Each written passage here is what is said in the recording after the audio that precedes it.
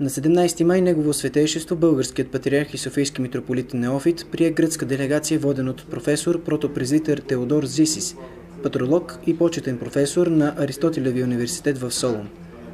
Църковната делегация от съседна Гърция бе посрещната от браницки епископ Григорий, викарий на софийския митрополит, и включва протопрезвитер Матеос Волканеско, отговарящ за междуправославните връзки в Пирейска света митрополия, Елатска архиепископия, архимандрит Павел Димитриакополус, антисектантски отдел на Пирейската света митрополия, и монах Серафим Зисис, богослов, подвизаващ се в манастира Пантократор, Северна Гърция.